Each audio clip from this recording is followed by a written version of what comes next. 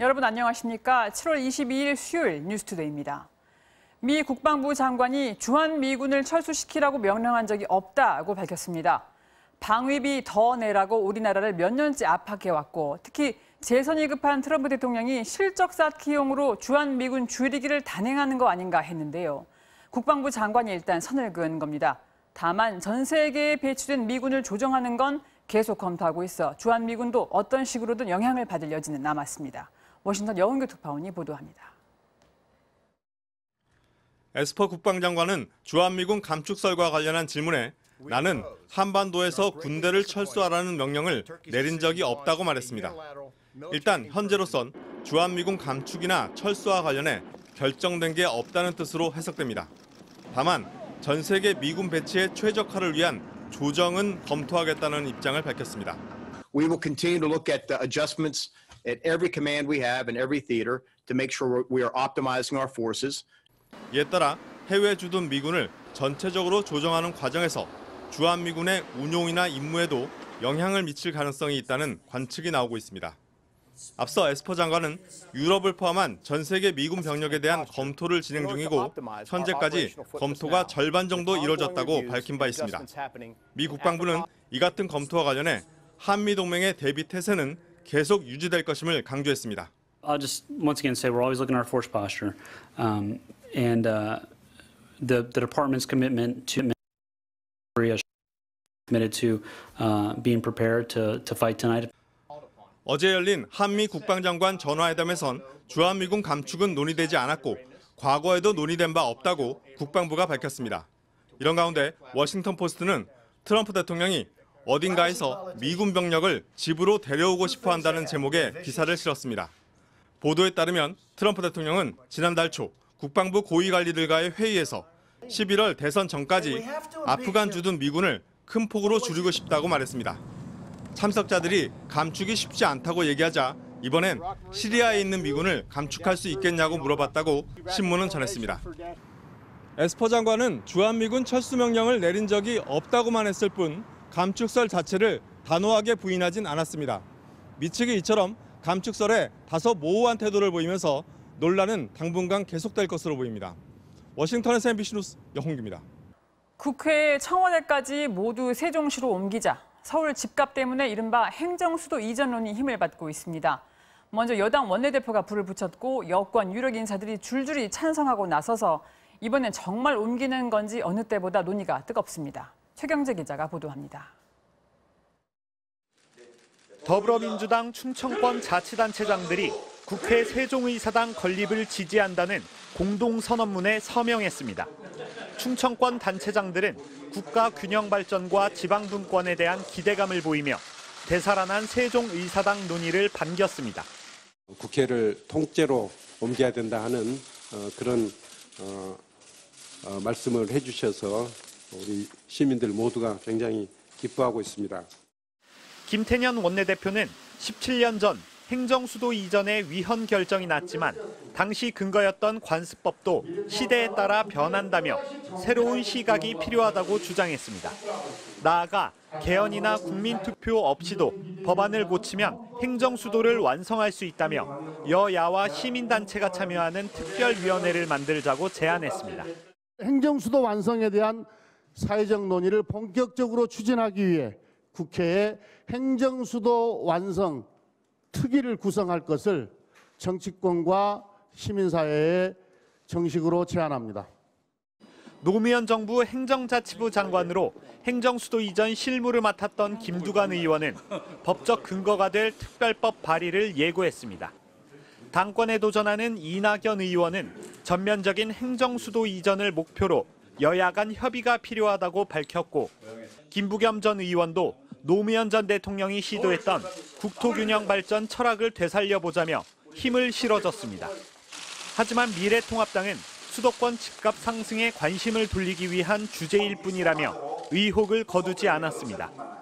헌법재판소의 위헌 결정이 해결되지 않으면 추진이 어렵다는 건데 충청권 민심을 의식한 듯 논의 가능성은 열어뒀습니다.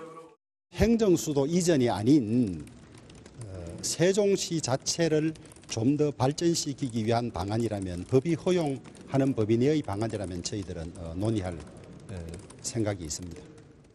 정의당은 여당이 막연하게 운을 띄워 투기 심리를 자극할 게 아니라 책임 있게 구체적인 계획을 발표하라고 요구했습니다.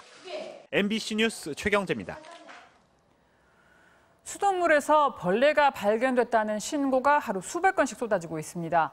오염이 의심되는 정수시설 49곳에 대해 1차 조사를 한 결과 전국 7개 정수장에서 벌레 유충이 확인됐습니다. 이재민 기자가 보도합니다.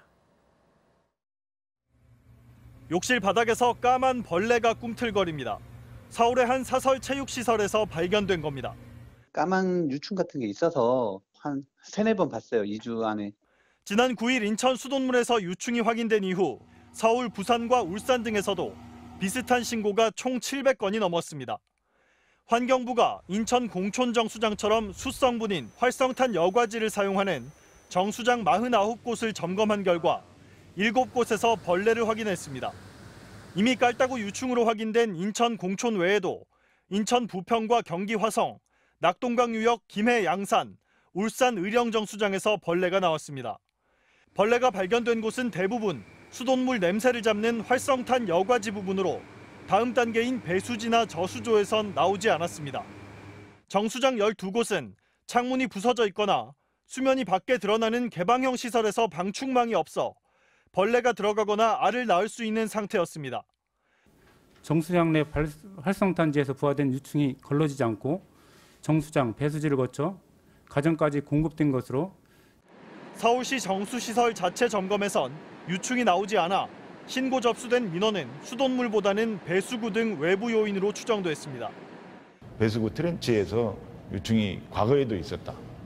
환경부는 문제의 활성탄 여과지를 교체하거나 세척했지만 이미 수도관으로 흘러간 유충이 추가로 나올 수 있다고 설명했습니다.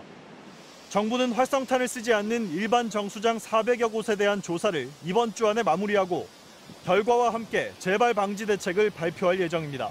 MBC 뉴스 이재민입니다.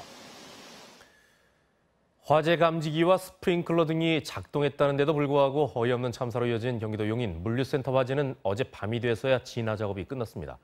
아직까지 추정만 할 뿐 화재 원인이 밝혀지지 않았는데 수사 전담팀이 오늘 오전 1차 합동 감식을 합니다. 손영 기자입니다.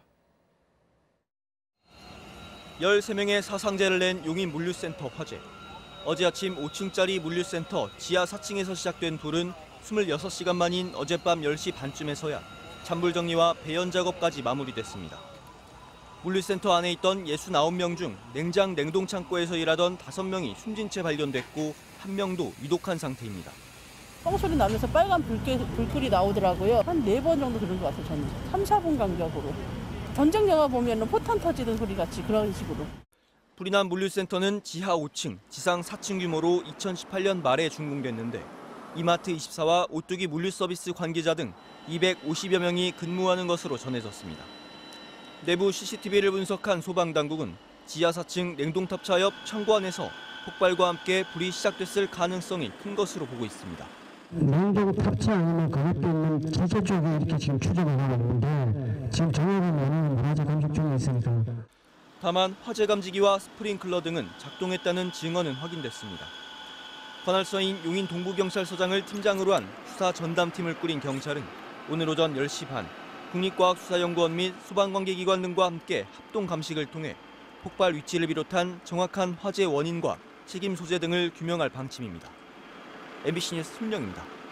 인천의 한 화학제품 제조 공장에서 폭발 사고가 발생해 작업자 1명이 숨지고 7명이 다쳤습니다. 소방당국은 과산화수소를 옮겨 담던 탱크로리에서 폭발한 것으로 보고 있습니다. 김하영 기자입니다. 노란 탱크로리 트럭이 여기저기 부서져 있고 바로 옆 건물 외벽은 형체를 알아볼 수 없을 만큼 산산조각이 난 채 무너져 내렸습니다. 어제 저녁 8시 50분쯤 인천 서구 가좌 1동의 2층짜리 화학제품 공장에서 폭발 사고가 났습니다. 사고 현장의 모습입니다. 당시 폭발의 충격으로 맞은편 건물의 외벽도 처참히 부서졌습니다.